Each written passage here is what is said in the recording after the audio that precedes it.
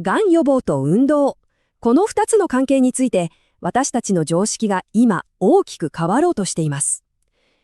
実は長年信じられてきたことが最新の科学によってガラッと移されようとしてるんですよ。さあ、今回の解説ではその最前線に一緒に迫っていきましょう。皆さん、一度は考えたことありませんか？がんを防ぐには一体どんな運動が一番いいんだろうって。これ、多くの人にとって本当に切実な問いですよね。そうなんですよね。これまでの常識といえば、もうランニングとかサイクリングといった有酸素運動でした。心肺機能を高めて体脂肪を燃やすことこそが健康への一番の近道だってみんなが思ってましたよね。でも、もしその常識が話の半分でしかなかったとしたら、もしもっとパワフルな答えが、こんなところにっていうすごく身近な場所、そう、私たちの筋肉そのものに隠されていたとしたらどうでしょう。そうなんです。この物語の本当の主役は筋力トレーニングなんです。さて、ここからはですね、具体的な証拠、つまりハードなデータを見ていきましょう。この新しい考え方を裏付ける、もうグーの音も出ないような説得力のある数字が揃ってるんですよ。まずこの数字を見てください。10% から 20%。これ何だと思いますか？実は定期的に筋トレをするだけであらゆるがんになるリスク、そしてがんで亡くなるリスクがこれだけ下がるっていうことなんです。すごくないですか？これって私たちの健康に対する考え方を根底から見直させるほどのとんでもないインパクトですよね。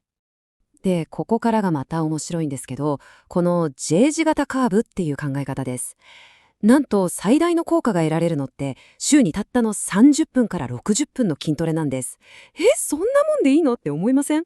逆に週に130分、2時間ちょっとを超えてくると効果が伸び悩んだり、もしかしたら下がったりする可能性まである。つまりがむしゃらにやればいいってもんじゃないんですね。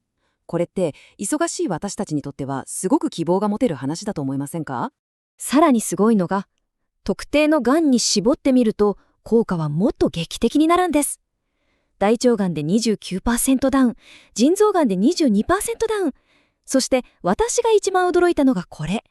15歳から24歳の時期、つまり思春期に筋トレをしていた女性は、将来の乳がんリスクがなんと 52%、半分以下になるっていう研究結果があるんです。若い頃の運動習慣が一生のお守りになるかもしれないってことですよね。しかも、この話、がんにならないためだけの話じゃないんですよ。すでにがんと診断されて戦っているサバイバーの方にとっても、高い筋力をキープすることは、あらゆる原因による死亡リスクを最大で 46% も下げることにつながるんです。つまり、筋肉は未来を生き抜くための本当に強力な武器になるっていうことなんです。じゃあ、そもそもですよ。なんで筋トレにそんなとてつもないパワーがあるんでしょうか？ここからは何が起きるかじゃなくて、どうやってそれが起きるのか、体の中のミクロの世界で起きている驚きのメカニズムの核心に迫っていきます。その鍵を握るのが、このマイオカインっていう物質です。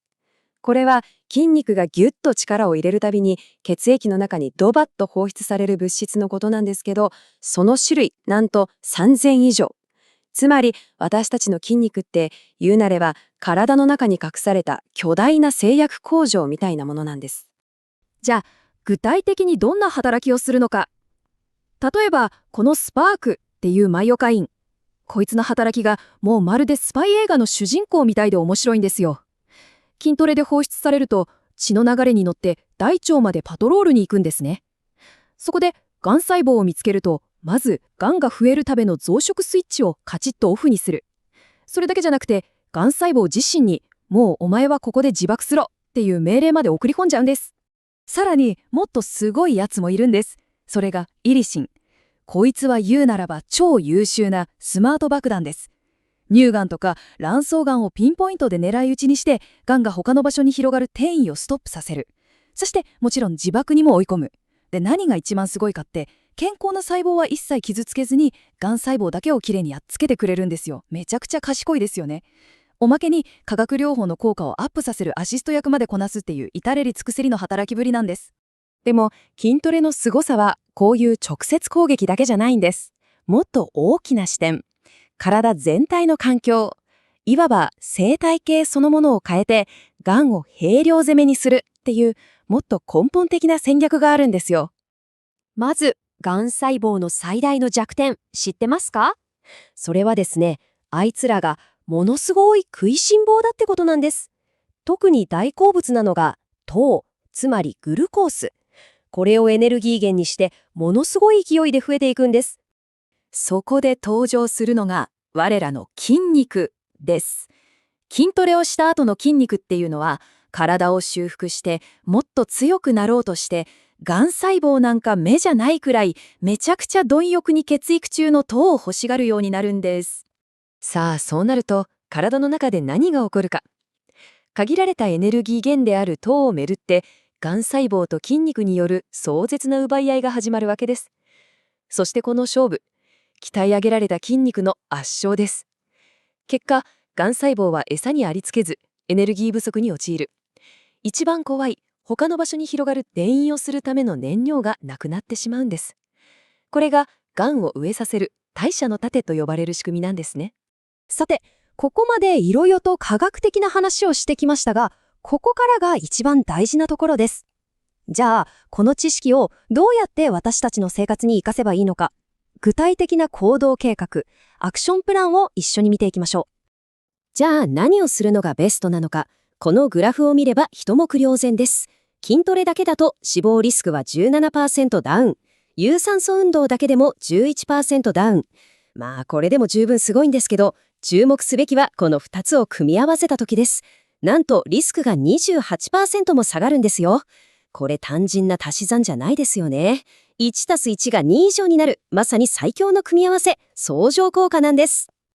じゃあ、具体的にどのくらいやればいいのっていう話ですよね。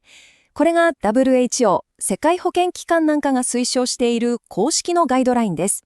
がんの予防が目的なら、有酸素運動にプラスして、週に2日以上の筋トレ。そして、今がんと戦っているサバイバーの方も、もちろん体調を見ながらですけど、週に2日から3日が勧められています。これがいわば世界標準の処方箋ってわけですね。でも、そうは言っても、ジムに通う時間もお金もないしなって思った方いますよね。大丈夫です。安心してください。別に高いマシンとか使う必要は全くないんです。自分の体重を負荷にするスクワットとか腕立て伏せ、こういう家でできるトレーニングでも効果は十分期待できます。始めるためのハードルって皆さんが思ってるよりずーっと低いんですよ。つまり、ここでの一番大事なメッセージは何かというと、もう筋トレはやってもやらなくてもいい選択肢の一つじゃないってことなんです。単なる健康法とか趣味とかそういうレベルの話じゃなくて、病気の進行そのものに働きかけて、体の状態を根本から変えることができる科学的に証明された治療の一環だと考えるべきなんですね。考えてみてください。皆さんの体の中にある筋肉は、世界で一番パーソナルで、最もパワフルな薬局なんです。薬剤はもう皆さんの体の中に揃ってる。あとはあなたがあなた自身のために、いつその処方箋を書き始めるか。ただそれだけなんです。動画が気に入ったら、チャンネル登録、いいねボタン、高評価のコメントをお願いします。